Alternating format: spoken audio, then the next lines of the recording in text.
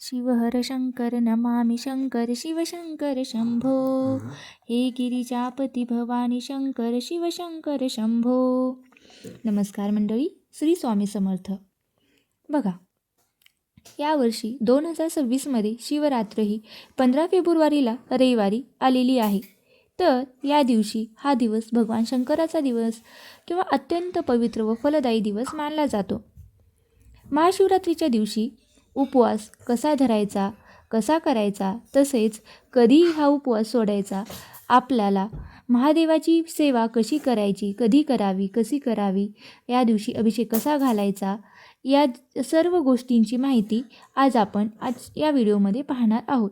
तर video skip न करता शेवटपर्यंत नक्की बघा किंवा ऐका. महाशिवरात्रीच्या दिवशी केलेली सेवा, उपवास आणि पूजा महादेवाला अत्यंत प्रिय असते. बघा, आणि त्यामुळे काय होतं तर जीवनातील अनेक अडचणी दूर होतात.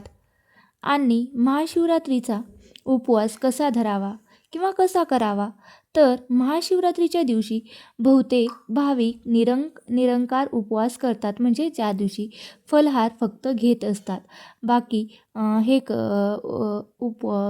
फराळ करत नसतात. या उपवासात चालणारे पदार्थ म्हणजे फळे, दूध, दही, साबुदाण्याची खिचडी आणि कंदमुळे खाल्ले जातात.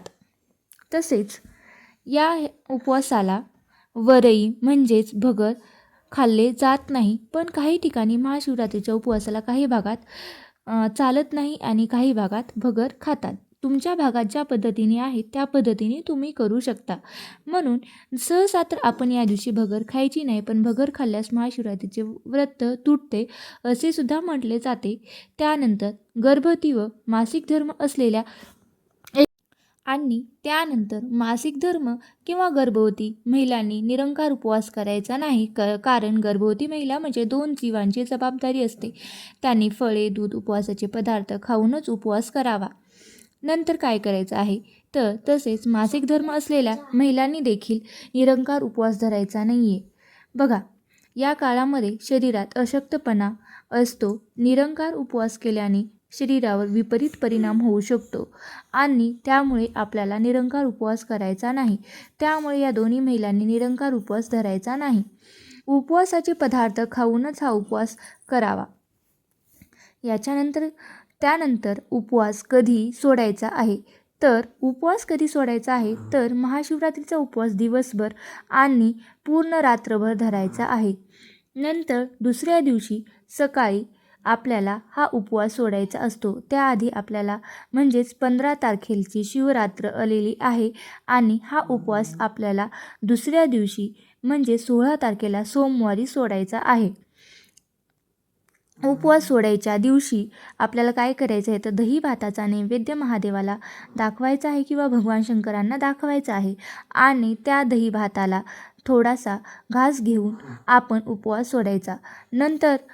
त्यानंतर आपण महाशिवरात्रीच्या दिवशी पूजा कशी करावी किंवा पूजा कशी केली जाते तर महाशिवरात्रीच्या दिवशी महादेवाची पूजा अतिशय विशेष मानली जाते.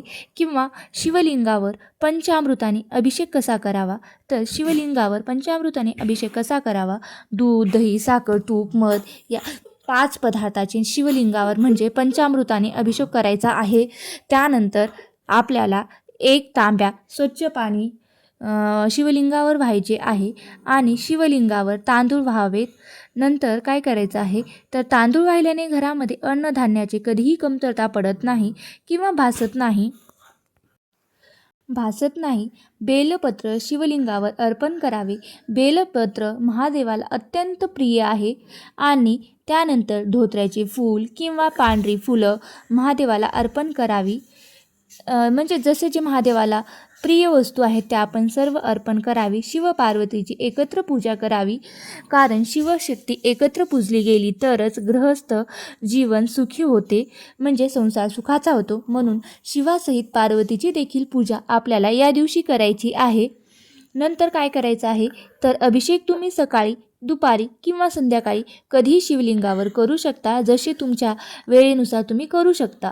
महाशिवरात्रीची खरी विशेषता म्हणजे महाशिवरात्रीचे महाशिवरात्रीच्या रात्री जागरण, या रात्री शिवनाम जप, ओम नमः शिवाय मंत्र जप, शिवस्तोत्र किंवा शिवलीलामृत ग्रंथाचे पारायण किंवा रामरक्षा किंवा तुम्ही महामृत्युंजय मंत्र, अमृत संजीवनी मंत्र याचा सुद्धा तुम्ही जप करू शकतात. आणि भक्तांच्या हे सर्व केल्यामुळे काय होतं तर भक्तांच्या मनोकामना पूर्ण होतात बघा. आणि या दिवशी महाशिवरात्रीच्या रात्री आपल्याला जागरण करायचे आहे, कारण दिवसभर पूजा करावी आणि रात्री या दिवशी आपण जागरण करून महादेवाची किंवा भगवान शंकराची सेवा करावी, महादेवाचे किंवा भगवान शंकराचे नाम जपावे. महाशिवरात्रीचा उपवास केल्याने पापांचा कर्मांचा नाश होतो, तसेच या दिवशी मनाला शांती मिळते आणि आरोग्य सुधारते, विवाह, संतती, धन यांचे अडथळे दूर होतात आणि आपल्यावर शिवकृपा प्राप्त होत असते. तर महाशिवरात्रीच्या दिवशी भाव, श्रद्धा आणि नियम पाळून जर सेवा केल्यास भगवान शंकर नक्कीच आपल्याला प्रसन्न होतात. अशा प्रकारे आपल्याला महाशिवरात्रीची पूजा कशी करावी, उपवास कसा करावा, कधी सोडावा याची संपूर्ण माहिती या व्हिडिओमध्ये सांगितलेली आहे. हा जर व्हिडिओ तुम्हाला आवडला असेल तर नक्की लाईक करा, शेअर करा आणि चॅनलवरती नवीन असाल तर सबस्क्राईब करायला विसरू नका आणि कमेंट बॉक्समध्ये हर हर महादेव लिहायला विसरू नका. श्री स्वामी समर्थ. जय जय स्वामी समर्थ. ओम नमः शिवाय. ओम नमः शिवाय.